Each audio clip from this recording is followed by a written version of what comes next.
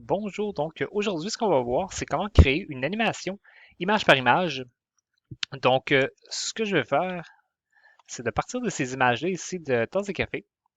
Puis je vais vouloir me créer justement une animation image par image. Donc je vais passer de ma photo 1 jusqu'à la 2, à la 3 et progressivement mon café monterait dans ma tasse de café. Donc, pour faire ça, je pourrais me lancer un montage Photoshop avec des calques. Donc, j'aurais le calque 1, puis le calque 2, le calque 3, basé sur mes photos. Puis par la suite, je serai en mesure d'aller les animer. Un peu comme un montage qu'on faisait avec une animation par vidéo, mais cette fois-ci, on va le faire plus image par image. Au lieu de me créer moi-même un montage Photoshop PSD avec mes calques, ce que je vais faire, c'est que je vais aller me servir d'un petit script qui existe ici dans Photoshop qui va me servir exactement à ça. Donc, on va s'en venir ici, on va aller charger les fichiers, puis on va les mettre dans une pile. Donc, si vous imaginez bien là, une pile sur votre bureau avec plein de photos, en gros, ce qu'on est en train de faire, c'est qu'on est en train de se créer des calques dans Photoshop.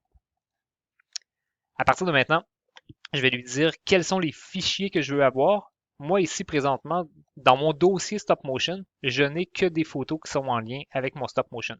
Donc, au lieu de choisir un fichier, je pourrais dire, je vais aller choisir mon dossier Stop Motion. Fait que ça va être l'option que vous allez voir ici, dossier. Si jamais j'avais d'autres photos là-dedans qui étaient un petit peu pêle-mêle, puis qui n'allaient pas me servir à mon Stop Motion, je serais mieux avec mon option fichier, puis par la suite, je viendrais vraiment sélectionner ces fichiers-là. Donc, je prends dossier, et puis par la suite, je vais lui dire parcourir quel est le dossier que je veux avoir. Moi, je vais les avoir dans Photoshop Stop Motion. On ne voit pas les photos ici, c'est normal. On n'est pas en train de sélectionner des photos, on est en train de sélectionner des dossiers. Si j'avais d'autres dossiers dans mon dossier Stop Motion, je les verrais. Donc, dossier Stop Motion, tout est beau. On appuie sur OK. Il va aller chercher mes photos. Puis là, mes photos, je les avais pas bien nommées. Donc, j'aurais probablement dû faire 01, 02, 03, ce qui aurait fait en sorte que un peu comme on peut voir ici, là en ordre alphabétique, ben, je vais avoir 1 puis par la suite 10. C'est pas trop grave, quand j'irai dans mes calques, je pourrai aller changer l'ordre. Donc à partir de là, tout est beau. Je vais aller appuyer sur OK. Puis là, on va voir ici dans mes calques qui est en train de tranquillement importer chacune de mes photos de mon dossier, puis il est en train de les mettre dans un calque. Donc c'est un petit script quand même assez pratique qui existe dans Photoshop. Et je vais juste lui laisser terminer son travail. Parfait. Je vais mettre ici mon dossier de calque. On va l'agrandir. Puis même, je l'ai pas mis où est-ce que je pensais. C'est plus ici que je le voulais. Parfait. Donc, numéro 10 à 16, on va les amener complètement dans le bas. Comme je mentionnais, là, étant donné qu'il n'était pas exactement bien nommé. Même chose le 9 ici. Donc là, je devrais les avoir dans l'ordre. On va aller ouvrir notre fichier, pas notre fichier, mais notre fenêtre de montage, comme on avait fait avec notre animation vidéo. Ici, on va avoir notre petit bouton, créer une image, animation, image par image, qu'on vient se mettre ici. Je vais aller me le décoller un peu pour on la voit bien, comme ça. Donc, mon animation ici serait débutée avec un premier frame ou une première image. Je vais souvent dire le terme frame parce que je trouve qu'on a déjà une image sur une image, mais en vrai, c'est ça. Un frame, c'est ce qui va venir ici, qui va aller faire une progression dans mon animation. Mais on va appeler ça une image en français. Donc, à partir de là, ce que je pourrais faire, c'est d'aller vraiment me rajouter un nouveau frame ou de me rajouter une image comme ça. Là, présentement, j'ai pas d'animation encore, mais ce que je vais devoir faire, c'est de faire une différence. Donc, mon frame 1, je vois mon calque 1 ou mon layer 1. Je pourrais venir le masquer. Donc, à mon frame 1, je l'avais, mon calque 1, et à mon frame 2, j'ai mis une différence. Maintenant, il est masqué. Sinon, je pourrais aussi me rajouter un nouveau frame qui va être une copie de mon numéro 2, puis de faire une autre modification.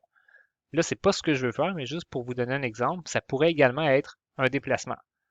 Donc, j'ai mon numéro 1. Quand j'arrive à mon numéro 2, il vient se masquer. Puis quand je vais arriver à mon numéro 3, il vient se déplacer. Donc, frame par frame, c'est un petit peu ce que je vais vouloir aller compléter, faire des différences à chaque frame. Puis là, évidemment, ça aussi, on va pouvoir se faire une façon automatique d'aller gérer tout ça. Donc, moi, ce que je veux là, pour l'instant, C'est simple, c'est simplement de... Ben, c'est une belle phrase. C'est simple, tout ce que je veux, c'est d'aller masquer chacun de mes calques un par un. Puis ça aussi, on va avoir un petit truc automatique pour aller gérer ça. Donc, mes trois images ici, mes trois frames, je vais pouvoir les mettre à la corbeille. C'est vraiment juste pour vous montrer un exemple. Si on le faisait manuel, comment ça serait fait? Donc, moi, ce que je veux faire, c'est qu'il se base sur mes calques ici, puis qu'il vienne me créer des images pour mon animation. Vous allez avoir l'option dans votre fenêtre image. On s'en vient dans les options ici, le petit menu hamburger, puis on va aller sur l'option qui est ici. On veut aller créer des images basées sur mes calques, donc d'après les calques, comme ça. Fait que c'est ce qu'il a fait. Il est allé à mon frame 1, chercher ma première image, mon frame 2, je vais aller sur ma deuxième image, et ainsi de suite. Vous allez voir, dans le fond, je vais appuyer ici sur la petite flèche qui va aller me permettre de passer d'un frame à l'autre. Puis à droite, on le voit que les calques bougent. Puis dans mon image, on voit que mon café descend. Jusqu'à temps que mon café est complètement disparu. Donc, c'est un petit peu la façon qu'on va aller créer nos images. Sinon, ben, je pourrais aussi appuyer sur Play. Vous allez voir mon animation de base. C'est à ça qu'elle ressemble. Une des options que vous allez avoir ici aussi, c'est de toujours faire une boucle. Fait que ça veut dire qu'à chaque fois qu'elle va arriver à mon frame size, automatiquement, elle va revenir ici à mon frame 1. C'est comme s'il n'y avait jamais de fin. Je pourrais mettre une fin, dire, ben, moi, je veux le faire, mais juste 3 fois, par exemple. Donc, il va le faire une première fois, une deuxième fois, et à 3, il va arrêter. Ça peut être pratique quand vous allez faire, par exemple, des publicités. Des fois, vous allez avoir une limite de temps de 30 secondes. Donc, si jamais votre animation dure 10, on pourrait la faire boucler 3 fois. Si votre animation dure 15 secondes, on pourrait la faire boucler 2 fois pour respecter les critères que les sites de publicité vont, vont vous mettre finalement. Si jamais vous voulez le faire un autre chiffre que 1 et 3, ben, tout simplement, on s'en vient sur autre. On pourrait à partir de là dire, moi je le veux 5 fois. Fait que vous n'avez pas de... Dans le fond, toutes les options sont possibles. Ils vous mettent de base 1 et 3, ou toujours, là, mais sinon, juste de les faire autres, ça va être très simple. Autre chose qu'on peut faire à partir de là, ça serait d'aller, c'est ça, on a vu qu'on pouvait aller se rajouter un frame, aller supprimer des frames. Je pourrais aussi dire, je veux aller copier tous ces frames-là, puis le but, ce serait d'aller faire en sorte que ma tasse de café présentement est en train de baisser, dans le fond, est en train de réduire. À chaque fois, j'ai de moins en moins de café. Moi, j'aimerais ça que, rendu au bout, elle se remplisse à nouveau. Donc, ce que je veux faire, c'est d'aller remplir ma tasse de café. Fait que je vais aller copier ma séquence. Puis, un coup qu'elle va être copiée, je vais aller inverser ma séquence. Donc, elle va jouer dans le sens, justement, inverse. Fait que ma tasse devrait se remplir. Pour faire ça, on sélectionne tous mes frames ou tous mes images. Donc, de 1, ensuite, juste avec le bouton Shift, je peux aller prendre toutes mes images. Puis, encore une fois, on va venir dans mes petites options ici. Puis, on va aller voir l'option que j'ai là, qui est copier l'image, qui est au singulier, mais dans le fond, on est vraiment en train de copier les images en faisant ça. J'imagine c'est une mauvaise traduction. Donc, j'ai fait copier l'image, un peu comme quand on fait un CTRL-C, CTRL-V. Oui, j'ai copié, mais je n'ai pas collé encore. Fait que c'est ce qu'il me reste à faire. Je reviens et maintenant, je vais aller coller. En faisant ça, il va me demander à quel endroit est-ce que je veux coller. Au début de ma sélection, est-ce que je veux écraser la sélection que j'ai sélectionnée présentement?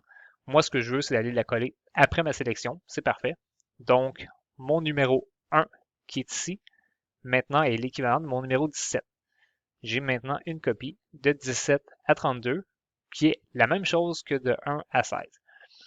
Là, c'est sûr que présentement, mon numéro 32, étant donné que c'est la même chose que mon numéro 16, ça va faire en sorte qu'en inversant ma séquence, mais mon numéro 32 va se ramasser ici. Donc, je vais avoir deux photos qui vont être exactement pareilles. Fait que je pourrais aller en supprimer une des deux par la suite. Mais avant de faire ça, je vais devoir aller inverser ma séquence. Fait on revient encore au même endroit dans mon petit menu hamburger. Puis, on s'en vient inverser les images. C'est drôle, je viens juste de réaliser que là, maintenant, j'ai copié les images. Puis tantôt, il me disait ça au singulier. Fait que, étrangement, la traduction n'est pas pareille, tout dépendant à quelle étape on est rendu. Mais ça marche bien. Donc, ce que je disais, inverser les images. Comme ça. Fait qu'on voit mon numéro 1 jusqu'à mon numéro 16, la tasse se vide, et de 17 à 32, ma tasse se remplit à nouveau. je pourrais aller supprimer ma 17 comme on avait mentionné. Puis ça va être le même cas pour ma numéro 32 qui maintenant est devenue 31 parce que là j'ai plus la 17 fait que ça a décalé. Mais 31 c'est la même chose que ma photo numéro 1. Je peux venir ici à 1, vous allez voir, j'ai exactement la même tasse de café. Donc 32, même chose, je vais la mettre à la corbeille. Puis c'est tout, j'appuie sur play, puis maintenant ma tasse de café va s'animer de façon infinie en se vidant et en se remplissant. Si jamais il y a certains frames que j'aimerais ça garder plus longtemps, ça s'applique peut-être un peu moins là, dans le cas de ma tasse de café, étant donné que j'ai la petite vapeur étant donné que c'est chaud, qui va bouger.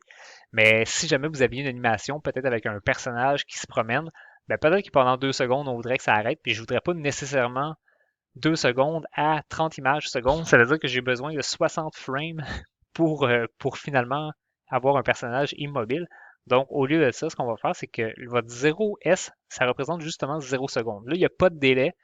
Automatiquement, il va aller lire, il va passer à la prochaine image. Si je m'en viens ici, je pourrais dire, ben, reste là 2 secondes. Quand je vais aller appuyer sur Play, ça va prendre 2 secondes avant qu'il passe à la prochaine image. Mais toutes les autres sont à 0 secondes, les autres. Même chose, je pourrais mettre celle-là à 2 secondes. Puis là, vous allez voir, celle-là est à 2 secondes. Ça va partir, ça va arrêter à ma prochaine, encore 2 secondes. Fait que vous avez vraiment le contrôle sur chacun de vos frames de cette façon-là. Si jamais vous voulez en changer plus qu'une en même temps, un peu comme on a fait tantôt, je peux l'appuyer sur Shift. Là, je les ai toutes pris, mais j'aurais juste pu prendre de 7 à 12, ça aurait aussi bien marché. Puis à partir de là, n'importe quel frame que je vais aller changer son délai ou pas, ben ça va aller les changer. Là, vous voyez, j'ai tout reseté à 0 de cette façon-là. Puis c'est pas mal tout. Dans le fond, là, à partir de là, mon animation serait prête. Tout ce qui me reste, c'est d'aller la sauvegarder. Donc, je vais aller m'enregistrer une copie sur mon bureau, comme ça. Puis, je vais aller me créer un nouveau dossier, finalement. Animation. Puis, mon fichier, je vais aller le nommer mon anime. Puis là, ça va être important de ne pas garder le JPEG. Comme on avait vu, le seul format qui va supporter les animations, ça va être le GIF, mis à part là, le AVIF ou d'autres formats comme ça, mais on verra ça plus tard. Mais pour l'instant, une animation GIF enregistrée. Puis là, ben, je vais garder les paramètres qu'il m'a mis ici là, pour l'instant. Tout ça, c'est parfait. Je reviens dans mon dossier. On voit qu'il m'a créé mon animation. Je peux aller la lire. Donc, mon animation est complétée tout simplement de cette façon-là. Puis comme on peut voir, si je m'amène une fenêtre de navigateur, exemple Google, vous allez voir que c'est un format qui est compatible avec le web. Je suis en mesure de lire cette photo-là. Donc, c'était comment créer une animation image par image.